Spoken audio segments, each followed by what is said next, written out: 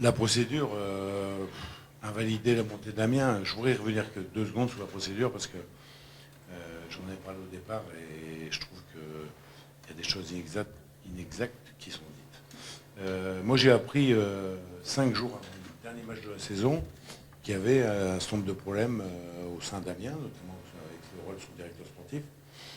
Et j'en ai parlé avec un club qui jouait de la montée et il me dit qu'est-ce qu'on fait en porte réserve. J'ai dit écoute, on est à 2 jours de la fin du championnat, on peut s'amuser à porter des réserves.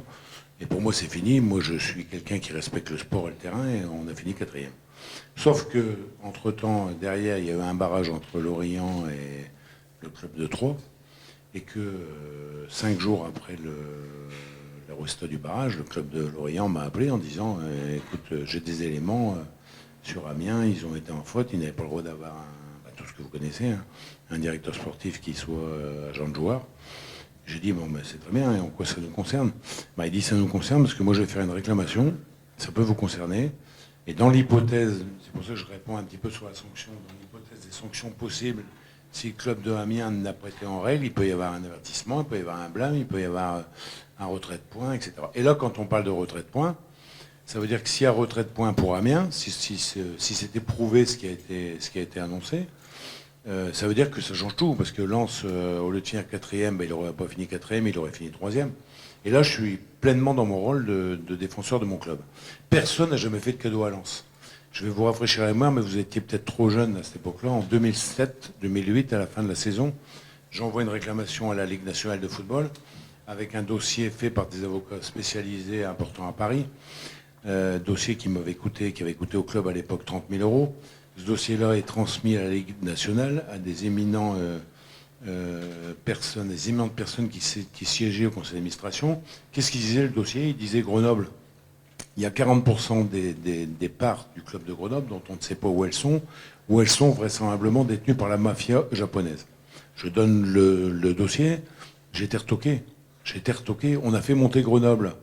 Pour des raisons, je peux le dire maintenant, il y a prescription, et même s'il y a prescription, je m'en fous comme de l'an 40, pour des raisons politiques, parce qu'il y avait un nouveau stade qui avait été fait à Grenoble, avec un nouvel éclairage, avec un nouvel actionnaire japonais qui avait promis, et résultat des courses, il a tellement promis, qu'un an après, le FC Grenoble a explosé en vol. Dépôt de bilan, ce qui veut dire que Lens, à l'époque, on ne peut pas refaire l'histoire, n'aurait jamais dû descendre en seconde division, et c'est Grenoble qui aurait jamais dû monter en première division. Derrière, on a vu un certain nombre de choses. On le voit parce que maintenant on est de plus en plus dans le juridique, on est de plus en plus dans les discussions. On n'a jamais fait de cadeau à mon club. L'année dernière, quand on voit l'histoire Sochaux-Lens, Sochaux qui attaque parce que Lens est remonté, mais Lens est remonté de manière tout à fait logique et respectable, mais Sochaux a attaqué quand même. Et moi je me suis dit, même s'il y a une chance sur 1000 que ça soit, que tout ce que j'ai dit soit vérifié, écoutez, je défends mon club. Ça veut dire que les gens aujourd'hui, même s'ils disent Gervais Martel, c'est pas quelqu'un de sportif. Il faudra me l'expliquer parce que ça fait 62 ans que je suis sportif. Quand je parle de sport, je respecte l'adversaire et je respecte les résultats. Sauf qu'à un moment donné, moi j'ai une position qui est de défendre le rôle de Racing Club de Lens. Et si demain Lorient, pour X ou Y raison, était repêché ou rejoué les barrages, on dirait mais qu'est-ce qu'il a foutu, Gervais Martel, pourquoi il n'a pas défendu le club? Donc je l'ai fait. Et pour terminer, je voudrais dire aussi, j'entends dire là où ici, je l'ai entendu entre 2 lignes par le président de la communauté d'agglo d'Amiens, aujourd'hui que Amiens avait accueilli le RC Lens et c'était formidable, mais bravo, mais merci Amiens, ils nous ont reçus parce que personne ne voulait de nous. Mais quand on dit accueillir, il y a une différence entre accueillir et payer 1 200 000 euros. On a payé 1 200 000 euros pour jouer à Amiens l'année dernière. Donc moi je ne dois rien à personne. Les 1 200 000 euros, ils ont été payés, ils nous ont reçus, ça a été très compliqué. J'ai fait mon boulot. Et dans cette affaire-là, j'ai simplement envoyé une réclamation derrière celle du club de Lorient. On verra ce que ça va donner. Il y a une enquête de la ligne.